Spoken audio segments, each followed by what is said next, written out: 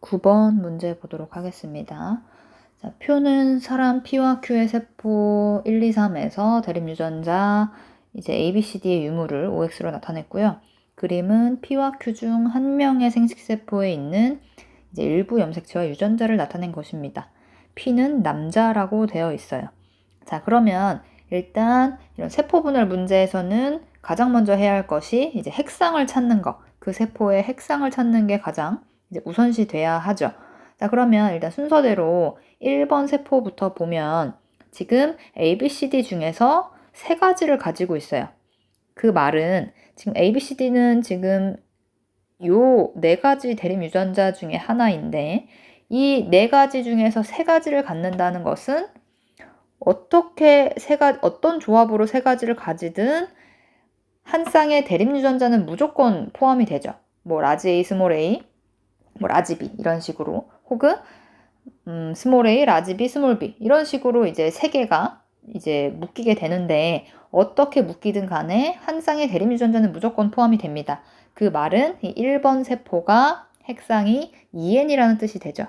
상동 그 대립 유전자가 존재한다는 것은 상동 염색체를 가지고 있다라는 뜻이 되니까 2번도 마찬가지입니다. 자, 2번도 마찬가지로 2N이에요. 그러면 1과 2는 서로 같은 개체가 아니라는 거죠. 서로 같은 개체에서 나온 세포가 아니라는 거고 다른 개체로부터 나온 세포들이구나 라는 것을 알 수가 있습니다. 자, 그러면 3번 세포를 보시면 C 유전자밖에 없어요. 자, 굉장히 특이한 세포예요. 자, 이 3번 세포를 보시면 네 가지 대립 유전자 중에 한 종류만 가지죠. 예를 들면 뭐 스몰 a만 가진다 이런 식으로 그 말은 라지 B, 스몰 b에 대한 유전자를 단 하나도 가지지 않는다라는 뜻이 됩니다.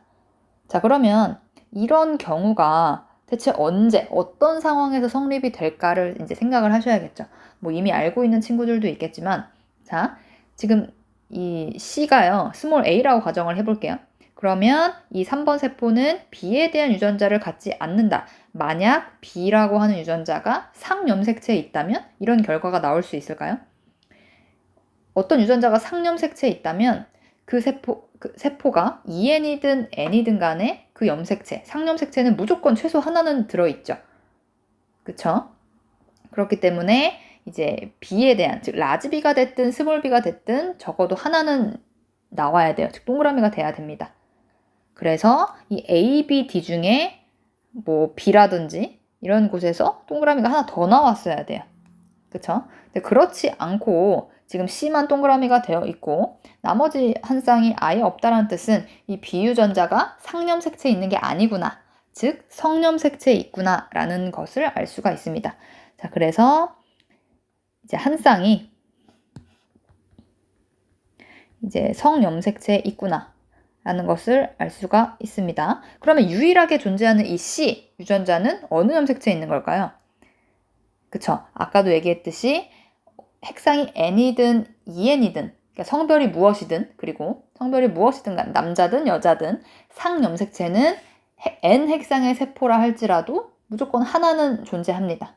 1번부터 22번까지 한 개씩 다 24개, 22개가 존재하잖아요. 그렇기 때문에 이 어떤 유전자가 상염색체에 있다면 무조건 하나는 동그라미가 나오죠. 그렇죠? 그래서 이 C, 유일하게 나오는 이 C가 상염색체에 있는 유전자구나 라는 것까지 알 수가 있습니다. 그러면 지금 1번 세포를 한번 다시 볼게요. 자, 1번 세포는요, C를 가지고 있지 않습니다. 즉, 상염색체에 들어있는 그 C라고 하는 대립 유전자를 가지지 않아요. 그러면 어찌됐든 이 1번 세포는 EN 핵상의 세포이기 때문에 상염색체를 한 쌍 가질 거예요. 그렇죠? 그런데 그 한 쌍의 그 상염색체에 C가 있지 않다는 말은 C가 아닌 다른 그 대립 유전자를 동형 접합으로 갖는다는 거죠. 뭐 예를 들어서 D라고 한번 해볼게요. 자, 그러면 D는 상염색체에 있는 D, 이제 이렇게 갖겠죠? 동형 접합으로. 그러면 남은 게 A와 B인데요. 그러면 A와 B가 성염색체에 있어야 한다는 뜻입니다. 그러면 이 1번 세포는 암컷의 세포일까요? 수컷의 세포일까요? 자, A, B는 그러면 그 대립 유전자의 관계인데, 즉 1번 세포에는 그 상동의 관계에 있는 성염색체를 한 쌍 가진다는 소리가 되고 그 말은 X를 2개 가진다 라는 뜻이 되겠죠. 그래서 1번은 이제 암컷이 되고요. 여자죠. 그죠? 암컷. 네, 여자. 사람이니까요. 그러면 지금 3번 세포는 그러면 지금 이 X 염색체를 가지지 않는 상태의 N 핵상 세포인 거죠. 그쵸? 그 말은 이 3번 세포는 남자로부터 나온 세포구나. 만약에 여자로부터 나온 세포라면 N 핵상이더라도 X를 무조건 하나는 가지기 때문에 그 X에 뭐 A가 됐든 B가 됐든 그 유전자가 나왔어야 되죠. 근데 그렇지 않기 때문에 3번은 남자로부터 나온 세포구나 라는 것을 알 수가 있습니다. 그리고 2번도 마찬가지로 지금 2번에서 C를 가지잖아요. 근데 1번에서 C를 안 가집니다. 그 말은 3번이 2번과 동일한 개체에서 나온 세포구나 라는 것까지 우리가 알 수가 있죠. 그러면 옆에 그 세포 그림을 볼까요? 자, 옆에 세포 그림을 보면 C를 가지고 있어요. 그 말은 2와 3으로부터 나온 세포구나 라는 것을 알 수가 있고 아까 C가 상염색체에 있는 거였죠? 그러면 A가 X염색체에 있는 유전자다 라는 것을 알 수가 있습니다.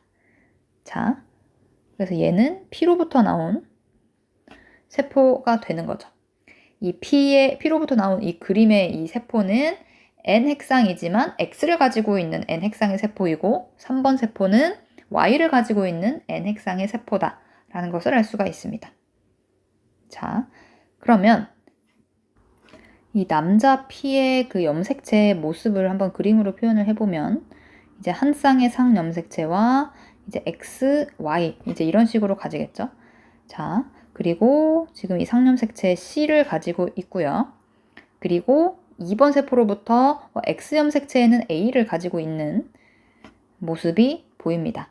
자, 그러면 지금 2번 세포에서 지금 2번 세포는 A와 C 그리고 D를 가지고 있어요. 그러면 D는 어디에 있는 유전자일까요? 그죠? Y는 없겠죠, 당연히. 자, 이 상염색체에 존재하는 유전자라는 것을 알 수가 있습니다. 즉, C와 D가 서로 대립 유전자 관계구나 라는 것을 알 수가 있죠. 자, 기억. 2번은 P의 세포이다. 맞습니다. 니은, B는 C의 대립 유전자다. 아니죠. C는 D와 서로 대립 유전자 관계에 있습니다. B는 이제 1번 세포, 여자의 세포에서 알 수 있듯이 X에 존재하는 이제 유전자가 되겠고요. 그래서 A와 B가 이제 서로 대립 유전자 관계입니다. 자, 디귿. Q는 여자이다. 자, P가 남자이기 때문에 이제 Q는 이제 여자가 되겠죠. 1의 세포가 이 Q로부터 나온 세포가 되겠습니다. 자, 그래서 답은 4번이 되겠죠.